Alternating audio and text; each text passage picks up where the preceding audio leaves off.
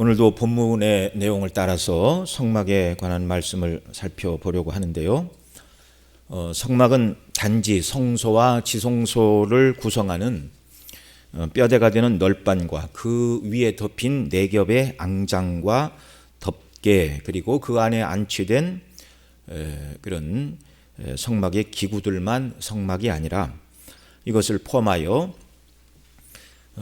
이제 마당에 있는 이제 번제단과 물두멍, 그리고 그 모든 것들을 바깥 세상과 구별하기 위하여 세마포로 장을 치라고 말씀을 하셨는데, 이 세마포 장을 다 포함해서 하나님께서 지으라고 하신 이 성막의 전체가 되겠습니다.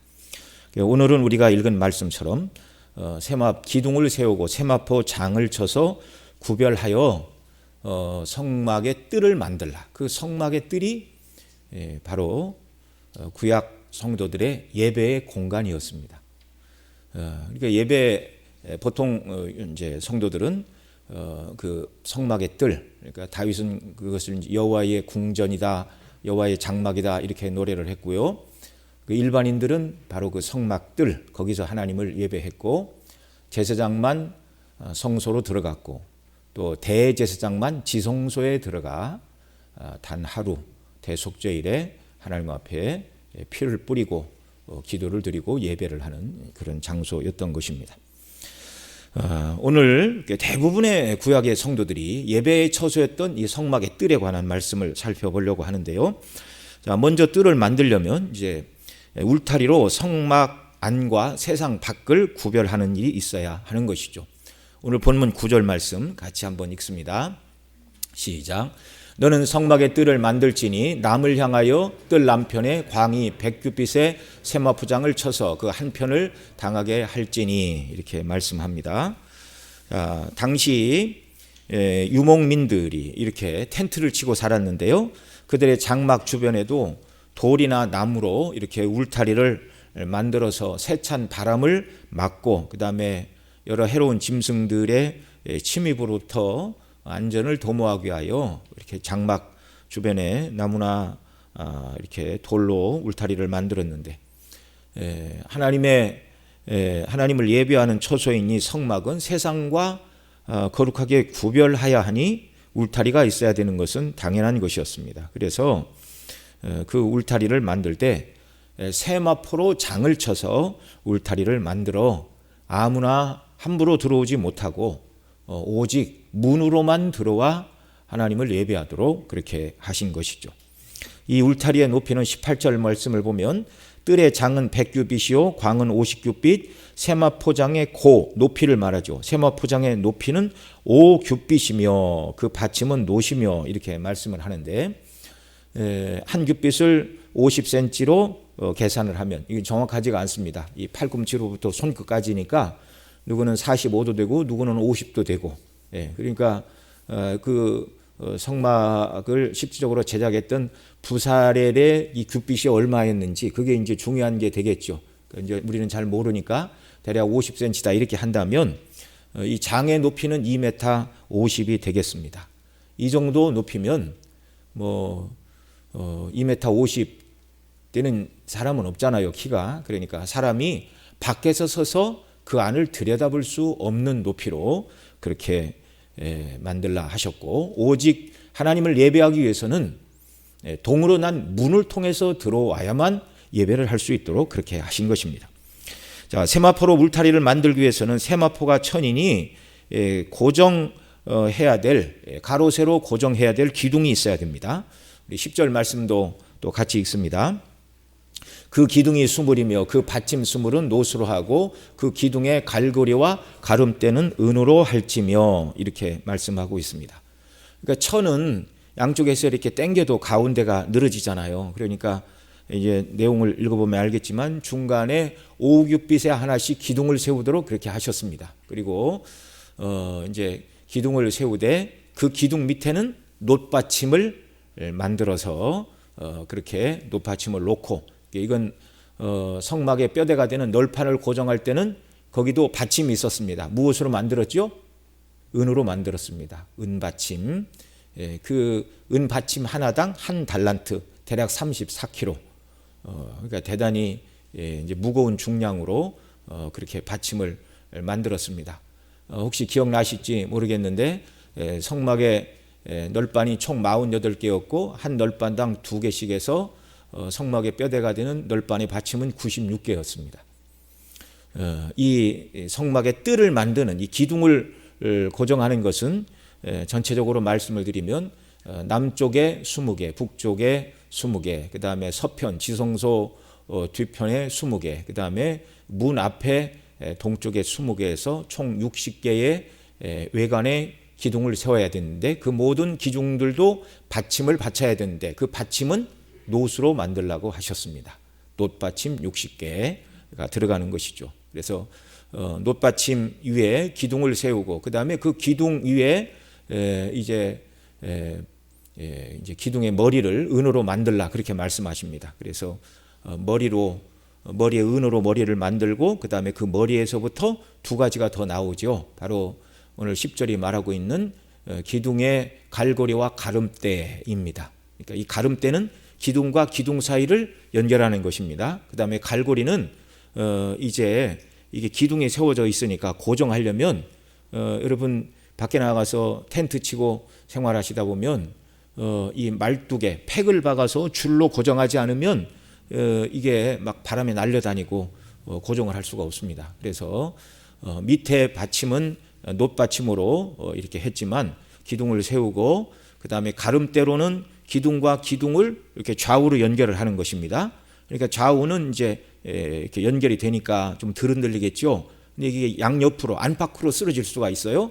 그래서 그 안팎을 고정하기 위하여 거기 갈고리를 머리에 기둥 머리 은으로 된 기둥 머리에 갈고리를 만들고 그러니까 이제 우리 읽은 말씀 이 뒷부분 18절 19절에 가면 말뚝이라는 말이 나옵니다. 말뚝. 그러니까 안팎으로 말뚝을 받고 줄 얘기는 하나도 없지만 당연히 갈고리와 말뚝 사이에 줄로 안팎으로 이렇게 고정을 해서 바람이 불어도 흔들리지 않도록 이렇게 성전 뜰에 포장이 되는 이 세마 포장을 만들도록 이렇게 하신 것입니다. 자, 규격은 얼마로 하라고 그러셨습니까? 11절 보면 북편에도 광이 100규빗 포장을 취대에 이렇게 말하고 있죠. 그러니까 남쪽 북쪽이 다 100규빗 말씀드린 대로 그 다음에 이제 서편은 50규빗, 동쪽 문도 50규빗. 그러니까 가로가 이렇게 길게 동서로 100규빗, 그러니까 한 규빗을 50cm로 하면 50m. 그 다음에 세로로는 50규빗이니까 25m. 그러니까 직사각형. 그러니까 직사각형의 길다란 포장을 쳐서 성전 뜰로 마당을 구별하라 이렇게 말씀하셨습니다. 그러니까 남쪽, 북쪽, 서편은 이렇게 하고 그 다음에 이제 문이 있는 동편은 조금 다르죠. 문이 있는 동편은 13절로 15절 우리 몇 주 전에 살펴본 내용인데 한번 같이 더 읽습니다.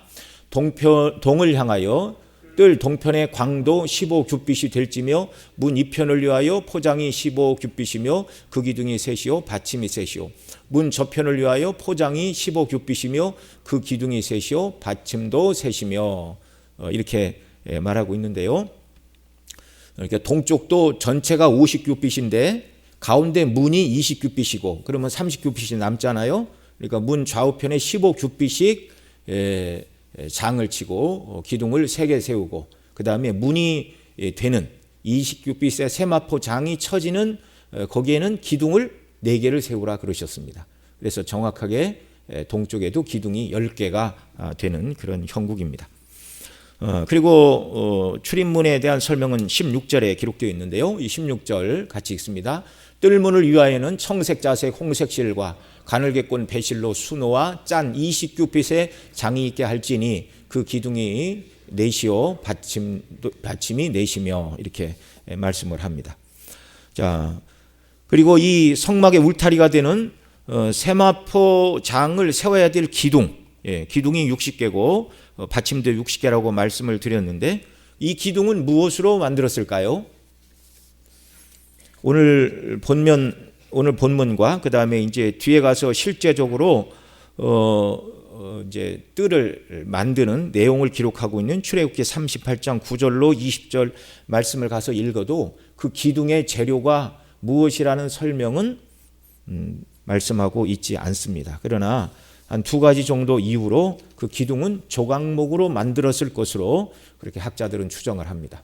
자, 왜냐하면 성소에 들어갔던 모든 나무는, 성막을 만드는 데 필요했던 모든 나무는 기본이 조각목이었습니다. 자, 맨 처음 만들라고 하신 언약궤 조각목으로 만들고 금으로 안팎을 싸라고 그러셨죠. 그 다음에 성소에 있는 떡상도 조각목으로 만들고 안팎을 싸라고 이렇게 하셨습니다. 그 다음에 마당에 나와 번제단도 조각목으로 만들고 이건 뭘로 싸라고 그러셨죠? 노수로 싸라고 그러셨습니다. 노수로. 그래서 가장 중요한 하나님의 지상 집무실인 지성소는 모든 것을 다 금으로 입혔어요. 그 언약궤의 안의 재질은 나무일지라도 금으로 입혔고, 그 다음에 이제 밖으로 나올수록 금에서 은으로, 그 다음에 은에서 노수로 점차 그렇게 이제 질이 낮은 그런 재료를 쓰도록 그렇게 하셨는데, 그러니까 성전에 사용된 모든 나무는 지금까지 조각목이었습니다. 굳이 여기서 조각목으로 기둥을 세우라 말씀을 하지 않아도 사용되었던 나무는 조각목인 것으로 우리가 그렇게 판단할 수가 있었습니다. 그것은 광야에서 흔히 구할 수 있는 그런 나무들이었던 것이죠. 또 어떤 사람들은 노수로 받침을 만들고 뭐 이렇게 얘기하니까 기둥이 혹시 놋이 아니었겠는가 이렇게 추정을 하시는 분도 있는데, 그런데 사용된 은과 놋의 양을 비교해 볼 때 놋 기둥이 될 수는 없는 이유가 있습니다. 이 뒤에 가서 출애굽기 38장 27절로 31절에 이렇게 말합니다. 이 부분 우리 같이 좀 읽습니다. 은 100달란트로 성소의 판장 받침과 문장 기둥 받침 합 100을 부어 만들었으니 매 받침에 한 달란트씩 합이 100달란트요. 그러니까 여기 27절에 은으로 은 받침을 만들었는데 그 은 받침 전체가 100개인데 한 달란트씩 해서 은 받침에 소요된 은의 양이 얼마였다고요? 100달란트. 그러니까 받침 하나당 한 달란트였다 그 말입니다. 그리고 이제 28절에 보면 나머지 은을 가지고 오늘 우리가 읽었던 그 각 기둥의 머리와 가름대, 갈고리를 만들라. 그것이 1775세겔로 기둥의 갈고리, 기둥의 머리를 싸고 기둥의 가름대를 만들라. 이제 그 용도로 사용된 것이 이제 1775세겔이 되겠습니다. 그다음 29절을 보면 같이 읽습니다.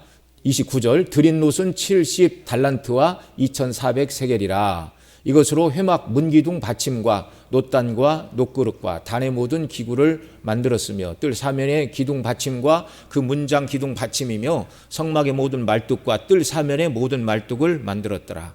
자, 이 모든 것을 만드는데 사용된 놋의 양은 얼마였다고요? 70달란트 2400세겔. 그런데 앞서 은 받침 하나당 몇 세겔 얼마로 만들었다고요? 한 달란트. 그러니까 여기 사용된 놋이 70달란트 2400세겔인데 은 받침이 몇 개가 필요했죠? 밖에가 60개라고 말씀을 드렸고, 그 다음에 이제 성소에 들어가는 문장이 되는 그 문에 받침 5개는 놋 받침으로 만들라고 하셨습니다. 그러니까 이 성막 전체에 놋 받침은 65개가 필요했어요. 이것도 마치 은받침과 마찬가지로 한 달란트씩으로 만들라고 하셨다면 놋 받침으로 사용된 놋의 무게는 얼마가 되겠습니까? 65달란트. 그러니까 남은 놋의 양은 얼마지요? 그러면 5달란트 2400세겔이 되는 것입니다. 이제 그걸 가지고 무엇을 만들었다고요? 번제단에 놋제단에 그 놋으로 싸고 거기에 모든 부삽과 그릇, 그 다음에 이제 나머지 그 모든 기둥의 팩을 받는 말뚝으로 사용된 것이 이제 5달란트 2400 정도 된다 그 말씀이죠. 그러니까 이런 것에 비춰볼 때 놋으로 기둥까지 만들었다면 은보다 훨씬 많은 양의 놋이 사용되었을 것이다라는 것은 뭐 너무나 쉽게 추정을 할 수가 있는 것이죠. 그래서 말씀드린 두 가지 이유로 이제 밖에 세마포 장을 치는 기둥은 조각목으로 만들었다라는 말씀은 없지만 그렇게 추정하는 것이 이제 합리적인 추론에 의한 그런 성경 해석법이다, 이렇게 말씀을 드릴 수가 있습니다. 자, 이렇게 만들어진 성막의 뜰은 예배의 공간이었습니다.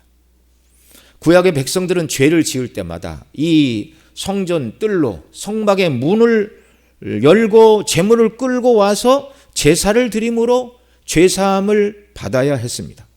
물론 그것은 우리 주 예수 그리스도의 십자가의 대속의 죽음을 예표하는 것이었지만 그 예표의 제사를 하나님을 경외하며 죄사함의 은혜를 간구하며 믿음으로 제물을 하나님 앞에 제사를 올려드릴 때 하나님께서는 그리스도께서 장차 십자가에서 흘리실 보혈의 피 완전한 제사를 내다보시고 구약 백성들의 죄를 사하시고 그들에게 은혜를 베풀어 주셨다는 말입니다. 자, 그런데 나중에는 성전에서 드리는 이 제사와 예배가 감동이 사라지고 지겨운 형식으로만 남게 되었습니다. 이게 문제이죠. 구약의 마지막 선지자인 말라기 선지자는 말라기 1장 8절로 10절 그리고 13절로 14절에서 허울뿐이던 당시 성전 제사 제도를 이렇게 고발을 하고 있습니다. 우리 같이 읽겠습니다. 만군의 여호와가 이르노라 너희가 눈먼 희생으로 드리는 것이 어찌 악하지 아니하며 저는 것 병든 것으로 드리는 것이 어찌 악하지 아니하냐. 이제 그것을 너희 총독에게 드려보라. 그가 너를 기뻐하겠느냐 너를 간합하겠느냐. 만군의 여호와가 이르노라 너희는 나 하나님께 은혜를 구하기를 우리를 긍휼히 여기소서 하며 보라 너희가 이같이 행하였으니 내가 너희 중 하나인들 받겠느냐. 만군의 여호와가 이르노라 너희가 내단 위에 헛되이 불사르지 못하게 하기 위하여 너희 중에 성전문을 닫을 자가 있었으면 좋겠도다. 내가 너희를 기뻐하지 아니하며 너희 손으로 드리는 것도 받지 아니하리라. 이게 말라기 시대의 성전 예배의 실상이 되었습니다.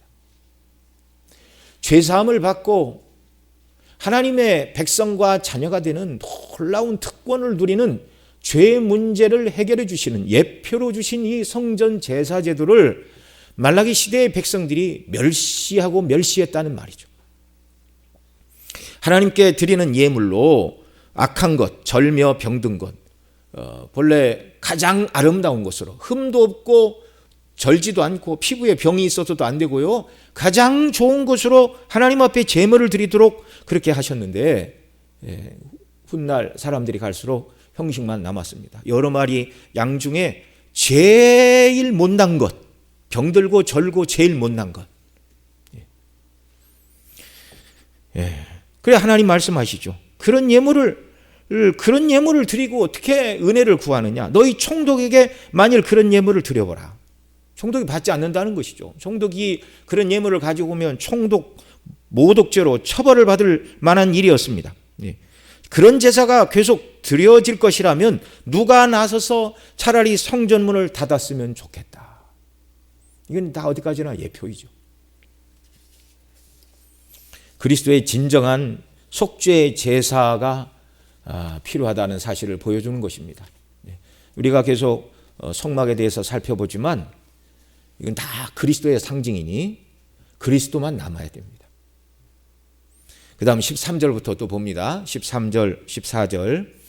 만군의 여호와가 이르노라 너희가 또 말하기를 이 일이 얼마나 범패스러운가 하며 코두숨하고 토색한 물건과 저는 것, 병든 것을 가져왔느니라.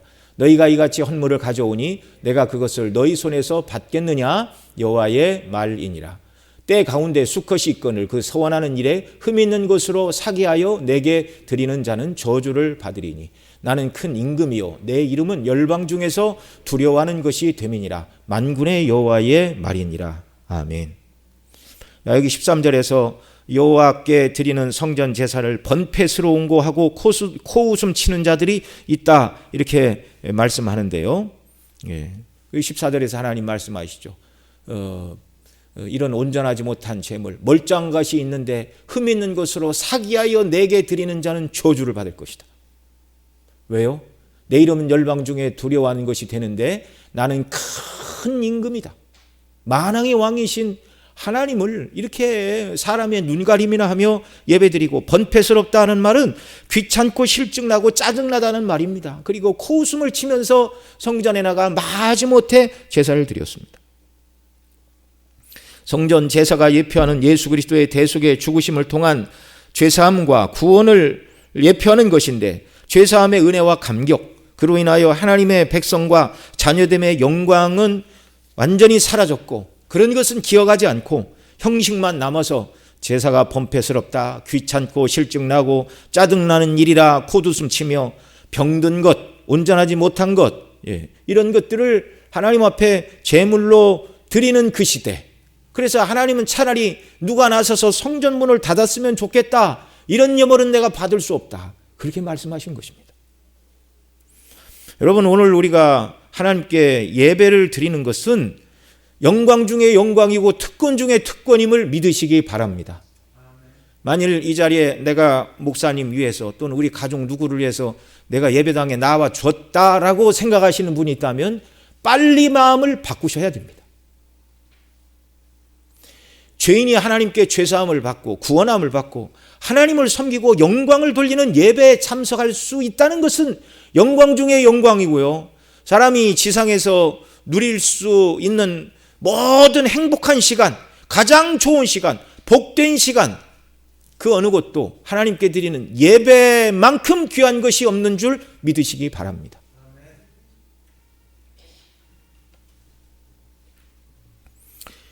이런 말씀들을 생각해 보면서 오늘 우리가 하나님 앞에 드리는 이 예배에 우리가 어떤 마음으로 참석을 하는가, 그리스도에 대한 구속의 은혜에 대한 감사와 기쁨과 감격 없이 시간 때우기 위하여 이 자리에 나와 있다면, 하나님은 말라기 시대의 예배자들처럼 너희가 온전하지 못하고 병든 예물로 제사를 드리니 내가 받을 수 없다 말씀하신 것처럼 그리스도가 빠진 예배를 우리가 하나님께 드린다면 오늘 우리 예배를 하나님께서 기뻐 받으시지 않는다는 말입니다.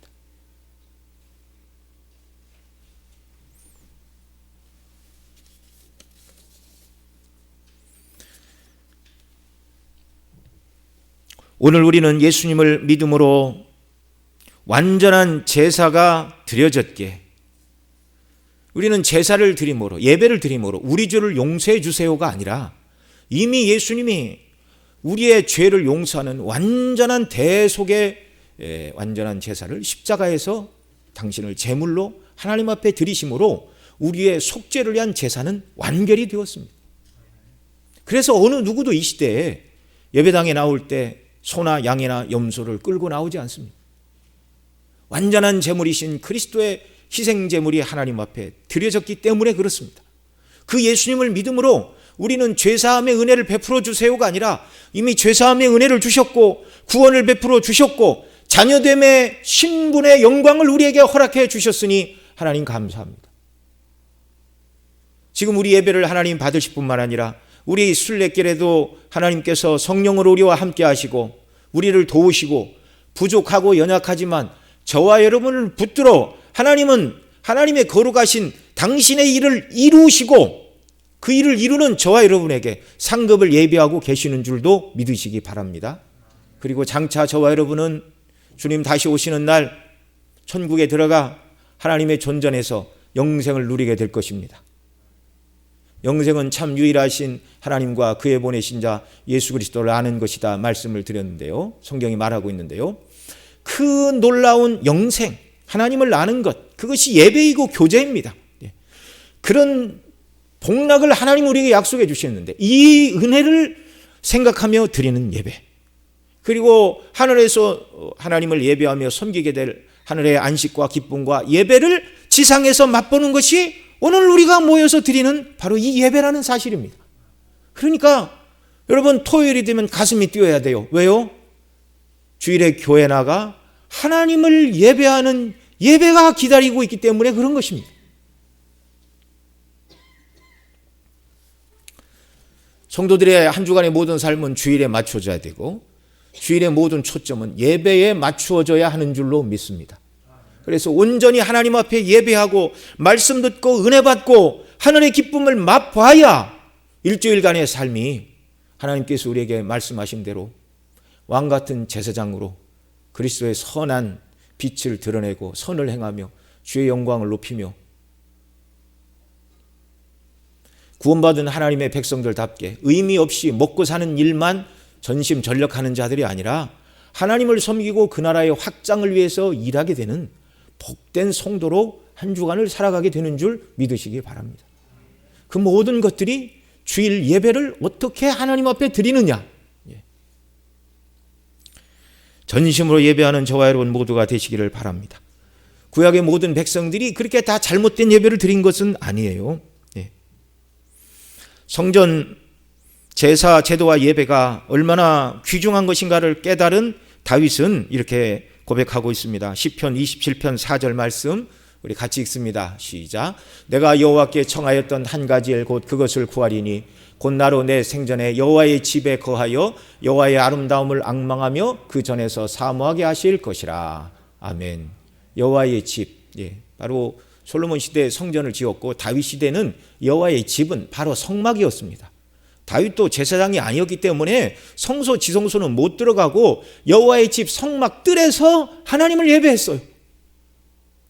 거기서 여호와의 아름다움을 앙망하며 그 전에서 사모하게 하실 것이라.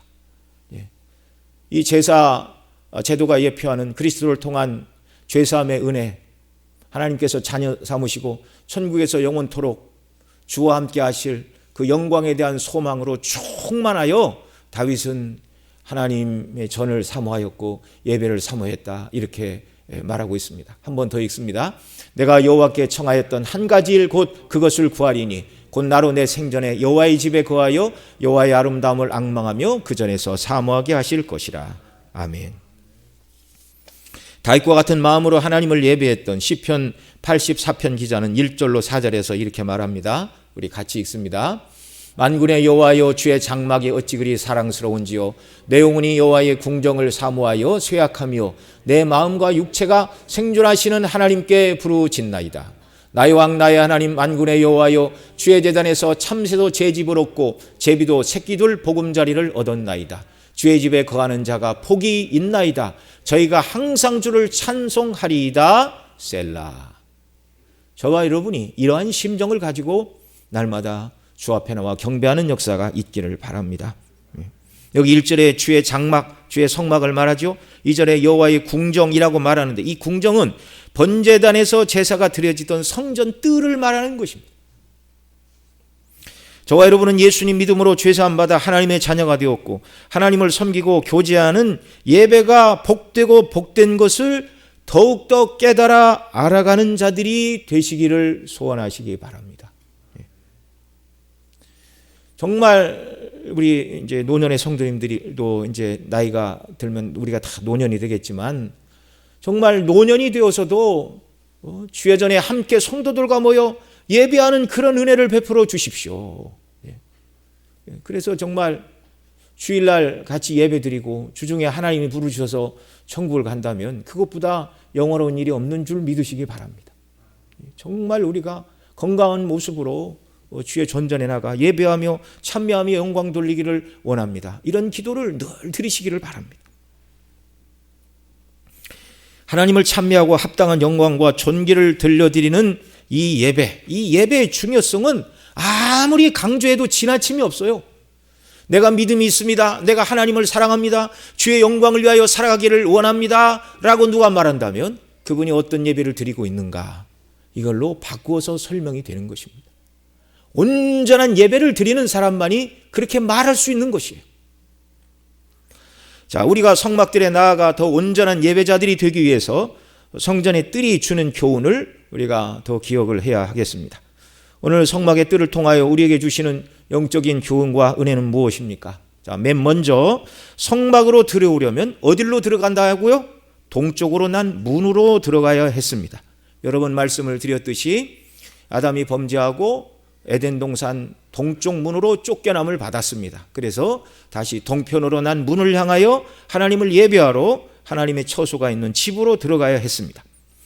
자, 앞서 살펴본 것처럼 성막 뜰의 첫 번째 이 문은요, 청색, 자색, 홍색 실과 가늘게 꼰 배실로 수놓아 짠 수무 큐빗의 휘장이었는데 그 그 모든 청색, 자색, 홍색은 그리스도를 예표하는 것이다 말씀을 드렸습니다. 청색은 하늘의 색으로서 하나님의 아들이신 그리스도를 상징하고, 자색은 왕이 입던 옷의 색깔이었습니다. 만왕의 왕으로 오신 우리 주 예수 그리스도의 왕권. 홍색은 피의 색으로 그리스도의 십자가의 고난을 상징하는 색이죠. 바로 이 예수님을 믿는 것, 그것이 성전문을 통과하는 일입니다. 예수님은 명확하게 내가 문이라고 말씀하셨습니다. 요한복음 10장 7절로 9절 한번 더 같이 읽습니다. 시작. 그러므로 예수께서 다시 이르시되 내가 진실로 진실로 너희에게 말하노니 나는 양의 문이라. 나보다 먼저 온 다 절도요 강도니 양들이 듣지 아니하였느니라. 내가 문이니 누구든지 나로 말미암아 들어가면 구원을 얻고 또는 들어가며 나오며 꼴을 얻으리라. 아멘. 예수님만이 구원의 문이십니다. 성막의 문은 그리스도를 예표하는 것입니다. 오직 예수님만이 그 양떼로 하여금 들어가며 나가며 들어가서 예배하고 양식을 얻고 생명을 얻게 하는 유일한 구원의 문. 그러니 여러분, 문 앞에서 들어갈까 말까를 고민하지 마시고 어떻게 해야 됩니까? 완전히 쑥 들어가야 됩니다. 그리스도라는 문을 통하여 하나님 품으로 나아가야 됩니다. 성막의 문 밖에서는 안을 볼 수가 없습니다. 세마포장의 높이가 5규빗 2.5m라고 말씀을 드렸는데요, 아무리 키 큰 사람도 그 안을 들여다볼 수가 없습니다. 안으로 들어가지 않고는 자신의 죄를 대신 속죄하는 방식인 제사를 드릴 수도 없고 제사가 진행될 수가 없는 것이죠. 제물을 드릴 수도 없고 회개할 수도 없고 간구의 기도를 하나님께 드릴 수도 없습니다. 하나님과 교제할 수는 더더욱 없는 것이죠. 성막들 밖에는 번제단이 없습니다. 그래서 문을 통하여 성막들 안으로 들어와야 됩니다. 오늘날 구원의 문인 성막의 문을 통과했다는 말은 예수님을 믿는 것을 말하죠. 성막들 문이 우리 예배당 들어오던 저 유리문이 아닙니다. 신약의 예배당은 구약의 성막이 아닙니다. 그냥 예배 드리는 처소일 뿐이죠. 성막의 문은 그리스도이십니다. 예수님을 믿을 때 하나님께 예배하는 성막의 문을 통과하는 것입니다. 번제단에서 번제를 드린다는 것은 나의 죄를 대속하여 죽으신 예수님의 십자가의 보혈로 내 모든 죄가 대속되었음을 믿고 고백하는 것, 그것이 우리가 오늘 하나님께 드리는 번제 내용이 되는 것입니다. 구약의 번제와 모든 제사는 예표이기 때문에 내가 범죄하고 죄를 지을 때마다 매번 양과 소와 염소와 비둘기가 필요했습니다. 그러나 이 모든 것의 예표이신 참 제물이신 그리스도의 완전한 희생 제사가 이루어졌기 때문에 더 이상 드려야 될 어떤 제사가 남아있지 않는 것입니다. 완전한 제사를 드렸어요.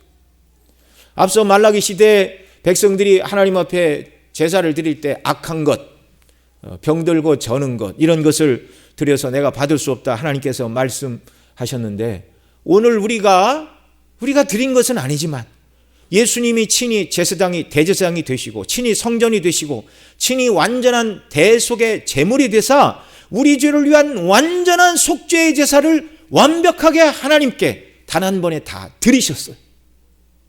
그래서 이 예수님 의지하고 하나님 앞에 나와 드리는 예배자들은 최고의 예배자이고, 그리스도를 의지하여 드리는 예배를 하나님께서 가장 귀하게 받으심을 믿으시기 바랍니다.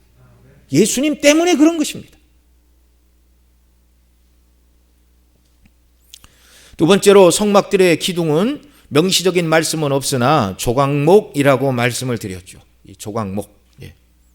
이 조각목은 썩지 않는 나무라고 70인역에서 번역을 했고, 이것은 썩을 수 없는 인성을 가지신 그리스도를 상징한다라고 앞 시간 여러 번 말씀을 드렸습니다. 이 성막의 뜰은 60개의 견고한 기둥에 세마포장을 쳐서 성막의 뜰을 구별을 하였는데요, 이것은 죄인들의 피난처를 말하는 것입니다. 이 견고한 기둥으로 서 있는 이 조각목, 예수 그리스도를 상징한다고 말씀을 드렸는데, 바로 우리 주 예수 그리스도가 우리의 피난처가 되시기에 너무나 충분하신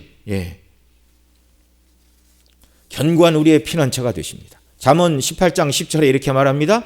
여호와 이름은 견고한 망대라 의인은 그리로 달려가서 안전함을 얻느니라.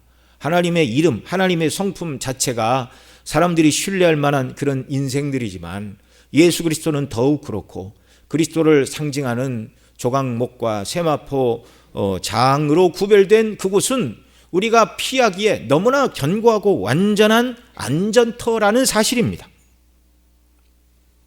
성막은 이방인들이 만든 성전들과 비교해 볼 때 작고 초라해 보이지만 그러나 눈으로 보기는 그렇지만 거기에 하나님이 함께 하시고 그리스도를 통한 구원을 예표하고 있으니 피난처가 되는 성막의 뜰을 보호하는 기둥과 세마포 장은 우리에게 견고한 안식처와 피난처를 제공해주는 그리스도의 상징이라는 말입니다.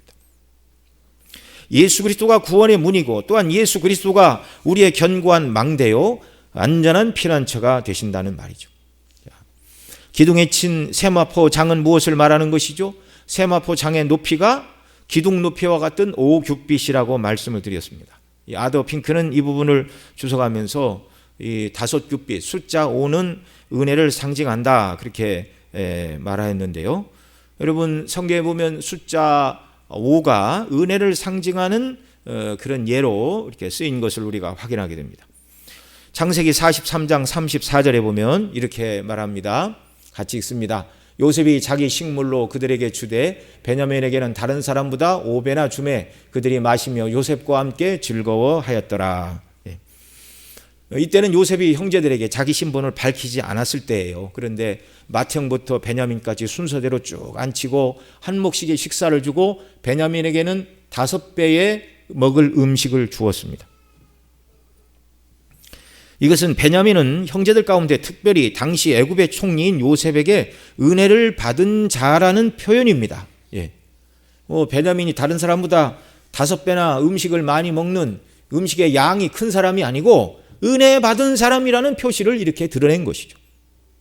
또 그 뒤에 창세기 45장 22절에는 자기가 요셉이라고 형제들에게 밝힌 다음에 또 이렇게 말합니다. 같이 읽습니다. 또 그들에게 다 각기 옷 한 벌씩 주되 베냐민에게는 은 300과 옷 5벌을 주고 고대 시대에 옷 5벌은 엄청난 것이었습니다. 베냐민은 요셉의 은혜를 입은 자라는 표시죠. 누가복음 7장에서 주님은 시몬이라는 바리새인이 자기를 청하였는데 발도 씻기지도 않고 입 맞추지도 않고 예수님이 누군가 한번 이렇게 동태를 살피기 위하여 청해서 식사를 제공했는데 죄인인 여자가 와서 향유를 깨 붓고 눈물과 머리털로 이 여인이 예수님의 발을 씻습니다. 그러자 시몬이 속으로 저가 정말 선지자라면 저 여인이 죄인인 줄 알 텐데 왜 저걸 용납하는가? 그때 예수님이 물으셨죠. 시몬아, 내가 네게 물을 것이 있다.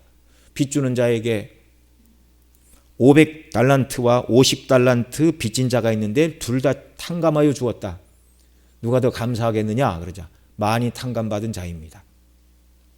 50은 은혜의 숫자 5의 10배예요. 500은 은혜의 숫자 5의 100배입니다. 저와 여러분이 그리스도 안에서 받은 죄사함의 은혜, 하나님의 자녀됨의 은혜는 헤아릴 길이 없는 100배의 은혜를 받은 자들임을 믿으시기 바랍니다. 이 5규빗의 이 세마포 장은요, 주께서 우리에게 베풀어 주신 은혜를 말하는 거예요. 은혜. 이 은혜가 무엇입니까? 그리스도의 의로 우리에게 옷 입혀주시는 그 은혜를 말하는 것입니다. 계시록 19장 7절 8절에 이렇게 말합니다. 같이 읽습니다. 우리가 즐거워하고 크게 기뻐하여 그에게 영광을 돌리세. 어린 양의 혼인기약이 이르렀고 그 아내가 예비하였으니 그에게 허락하사 빛나고 깨끗한 세마포를 입게 하셨은즉 이 세마포는 성도들의 옳은 행실이로다. 아멘. 흰 세마포, 어린 양의 혼인잔치에 참여하려면 무엇을 입어야 돼요? 흰 세마포를 입어야 돼요. 물론 상징입니다. 교회를 구성하는 모든 성도들이 예수님과 결혼식을 하게 되는 어린 양의 혼인잔치에 바로 이 예복을 입고 그 앞에 서게 된다, 그 말입니다. 이 세마포 옷은 의의 옷인데 그리스도의 의로 입은 의의 옷을 말하는 것입니다. 우리가 하나님을 예배하는 천국의 백성과 자녀가 된 것은 그리스도의 의를 덧입은 자들이기 때문에 그런 것이죠. 알미니안들은 계시록 19장 8절에 보면 이 세마포는 성도들의 옳은 행실이라 이 말씀을 가지고 그거 봐라, 자기 행위가 옳아야 자기 행실로 구원을 받는 것이 아니냐, 이렇게 주장을 합니다. 그러나 성경 전체를 봐야 되죠. 전체를 통해서 이 부분을 설명을 해야죠. 로마서 3장 10절에 말합니다. 의인은 없나니 하나도 없으며, 이사야 64장 6절에서는 이렇게 말합니다. 같이 읽습니다. 대저 우리는 다 부정한 자 같아서 우리의 의는 다 더러운 옷 같으며 우리는 다 쇠폐함이 잎사귀 같으므로 우리의 죄악이 바람같이 우리를 몰아가나이다. 인생의 의는 다 더러운 옷과 같아요. 내 것을 입고 하나님 앞에 설 수 없고 그리스도의 의로 옷 입고 하나님 앞에 서는 줄 믿으시기 바랍니다. 하나님을 예배하는 거룩한 공간으로 구별된 흰색의 세마포 장은 우리를 위하여 완전하게 율법을 이루시고 십자가에서 구속을 이루신 하나님께서 예비하신 의, 그리스도의 의로 하나님 우리에게 덧입혀 주시는 거예요. 스가랴 3장 3절로 4절에 이렇게 말합니다. 같이 읽습니다. 여호수아가 더러운 옷을 입고 천사 앞에 섰는지라 여호와께서 자기 앞에 선 자들에게 명하사 그 더러운 옷을 벗기라 하시고 또 여호수아에게 이르시되 내가 내 죄가를 제하여 버렸으니 내 아름다운 옷을 입히리라 하시기로. 이건 스가랴가 환상 가운데 봤는데 여기 여호수아는 대제사장이었습니다. 당시 대제사장이 하나님 앞에 섰는데 이게 상징적인 표현이죠. 더러운 옷을 벗기라. 여러분, 특별히 대제사장 여호수아가 당시 사람보다 더 많은 죄를 지었다 그 말이 아닙니다. 대제사장이니 성결하고 거룩하게 살았죠. 그러나 하나님 보시기에 그는 더러운 죄인일 수밖에 없다는 것입니다. 그래서 그 더러운 옷을 벗기라 하시고 더러운 옷을 벗겼죠. 그랬더니 그 다음 뭐라고 그래요? 여호수아에게 이르시되 내가 내 죄가를 제하여 버렸으니. 그 더러운 옷이 뭐라고요? 죄라는 말이에요. 죄. 그런 것을 입고 하나님 앞에 설 수 없습니다. 그리고 말씀하십니다. 내게 아름다운 옷을 입히리라. 이 아름다운 옷이 뭐예요? 그리스도의 의로 덧입혀 주실 의의 옷입니다.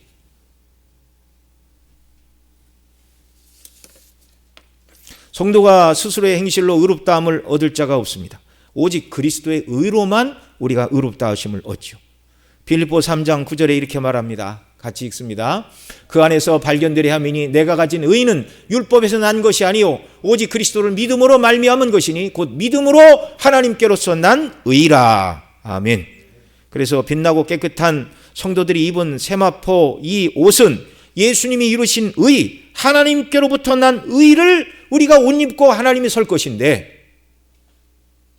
성막의 바깥들이 되는 가로 100규빗, 세로 50규빗의 이 흰 세마포 5규빗 높이의 이 장이 바로 예수님이 이루신 의, 우리에게 입혀주시는 의의 옷의 상징이라는 말입니다.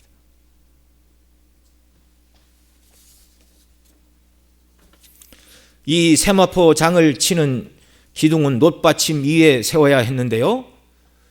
여러분 말씀을 드렸죠. 성경에서 금은 영광을, 은은 대속과 속전을 상징하고 놋은 심판과 저주를 상징한다고 말씀을 드렸습니다. 그래서 지난번에 놋제단, 왜 놋으로 제단을 만드는가? 우리 대신 심판과 하나님의 저주를 예수님이 대신 십자가에서 받으실 것을 예표하는 것이 놋제단이었는데, 이 성막 바깥들의 모든 기둥의 기초도 놋받침이었습니다. 예수님의 대속의 죽음으로부터 출발해서 그리스도께서 이루신 그 의로 우리에게 옷 입혀주신다는 것을 상징적으로 보여주는 것입니다. 성막의 모든 것이 다 그리스도의 예표입니다.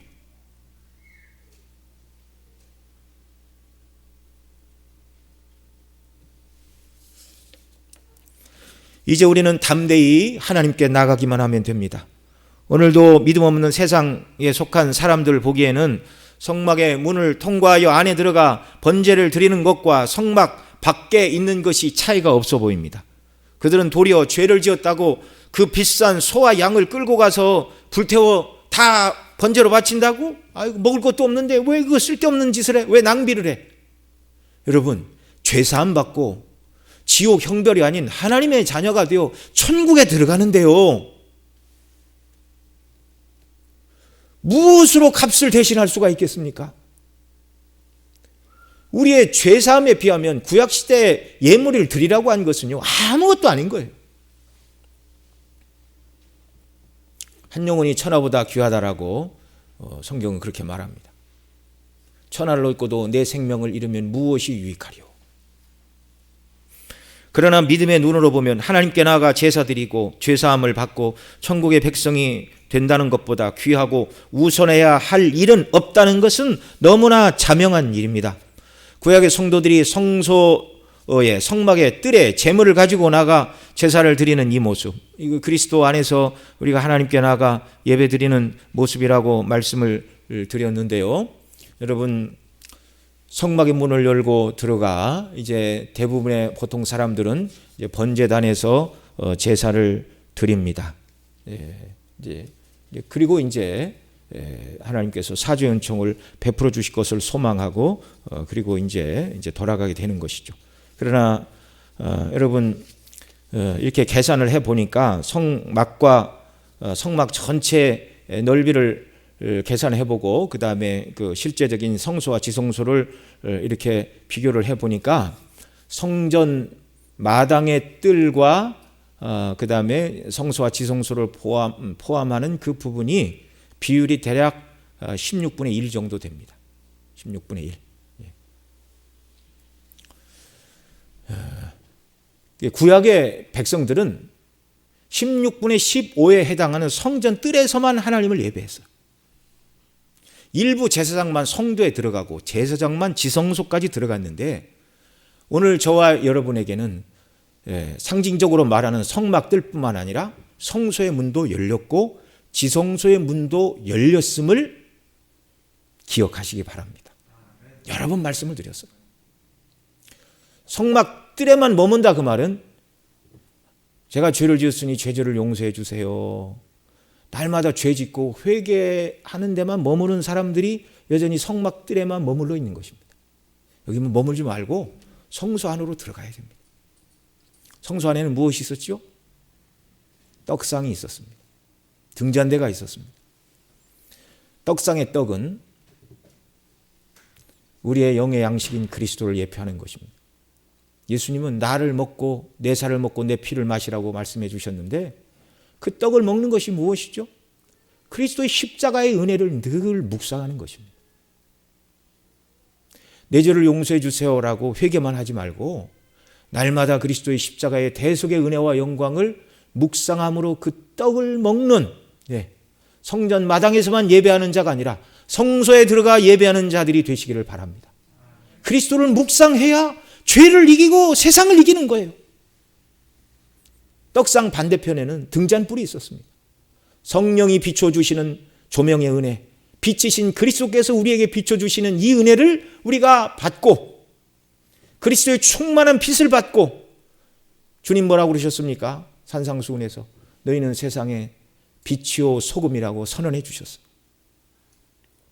그리스도를 날마다 먹고 마심으로 말미암아 주시는 은혜 가운데 세상에 나가 빛을 발하는 것. 이 빛은 무엇이라고 했습니까? 성도들의 착한 행실이라고 친히 예수님이 설명을 해 주셨습니다.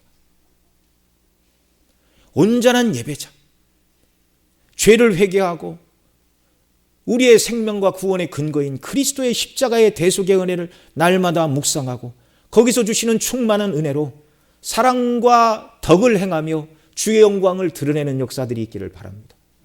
그리고 이제 지성소 앞에는 분향단이 있어요. 그 분향단은 성도의 기도를 상징하는 것인데, 그리고 지성소에 들어가 속죄소 위에 그리스도의 피를 뿌리고 하나님과 교통하며 교제하는 역사가 있기를 바랍니다. 하나님의 면전에 들어가 교통하는 은혜. 그러니까 하나님이 누구신가를 늘 묵상하고 생각하고 그 은혜를 높이며 찬미하며 살아가는 것이죠. 여러분, 친구와 친구의 얼굴을 빛나게 한다. 그러니까 정말 성도들의 교제가 필요한 것이 그것이죠. 내가 좀 믿음이 연약해도 믿음 있는 사람과 교제를 하다 보면 내가 그런 생각하면 안 되는데 잘못했네. 이렇게 믿음으로 바꾸어서 적용해야 되는데, 저 사람의 믿음의 모습, 기도의 모습, 헌신과 섬김의 모습을 보고 우리가 도전을 받잖아요. 그러니까 여러분, 교제를 하실 때 나보다 더 영적으로 깨어있는 사람을 찾아서 교제하는 그런 역사가 있기를 바랍니다. 내 심령이 갈급할 때는. 무슨 말인가 이해가 되시죠? 내 심령이 갈급할 때 나보다 믿음이 적다는 걸 인간적인 표현으로 어떻게 말할 수는 없겠지만 정말 성경에 대해서, 주님에 대해서 나보다 모르는 사람에게 찾아가서 이야기를 해서 얻을 수 있는 유익은 별로 없는 것입니다. 그러니까 내가 갈급하고 답답할 때는 더 믿음이 나보다 더 견고히 서 있는 사람, 지금 나보다 영적으로 충만한 사람, 이분들을 찾아가 교제를 하시고, 그러나 이런 교제는 한계가 있죠. 진정한 교제는 성삼위 하나님과 누리는 교제인 줄 믿으시기 바랍니다. 하나님 존전에 나가 하나님을 묵상하고 교제할 때 목사나 장로님들이 줄 수 없는 완전한 은혜를 주시는 줄 믿으시기 바랍니다. 여러분, 같이 교제를 하면은요, 교제하는 사람의 생각과 그 모든 사상과 인격을 닮아가는 거예요. 왜 자녀가 부모를 닮습니까? 날마다 집에서 먹고 마시고 교제를 하니까 그렇잖아요. 그러니까 우리가 지성소에 들어가는 특권을 이미 그리스도 안에서 얻었는데 이걸 사용하는 이런 역사가 있기를 바랍니다. 담대히 지성소에 들어가 하나님의 영광을 찬미하고 성경을 통하여 하나님이 누구신가를 말씀하고 있는 내용들을 부지런히 읽고 묵상하고 또 성경에 기록된 하나님의 행사를 찬미하고 이렇게 하게 될 때 저와 여러분 모두도 우리가 교제하는 하나님을 닮아 거룩하게 되는 줄 믿으시기 바랍니다. 하나님처럼 사랑이 충만하게 되는 줄 믿으시기 바랍니다. 하나님처럼 의롭고 아름다운 일에 힘쓰게 되는 줄 믿으시기 바랍니다. 하나님께 나아가 교제할 때 주시는 충만한 기쁨과 감격이 세상이 줄 수 없는 기쁨을 우리에게 주시는 줄 믿으시기 바랍니다. 이 은혜를 가지고 주일에 예배하고 세상에 나가 주의 영광을 높이며 살아가는 온전한 예배자들이 되도록 주께서 저와 여러분 모두에게 복의 복을 더하여 주시기를 바랍니다. 기도하시겠습니다. 사랑하시는 아버지 하나님, 고맙고 감사합니다. 오늘도 성막의 뜰을 통하여 주시는 말씀을 살펴보았는데 예배의 자리로 저희들을 불러주시니 감사합니다. 성막들에서 예배하고 성소로 들어가 예배하고 지성소에 들어가 하나님과 교통하며 그리스도 안에서 우리에게 베풀어 주신 은혜의 영광을 높이고 찬미함으로 말미암아 거룩하시고 영화로우시고 의로우시고 사랑이 충만하신 하나님을 닮고 그 모습을 삶 속에서 구현하며 주의 영광을 드러내는 저희들이 되도록 복의 복을 더하여 주옵소서. 우리 구주 예수님의 이름으로 기도드리옵나이다. 아멘.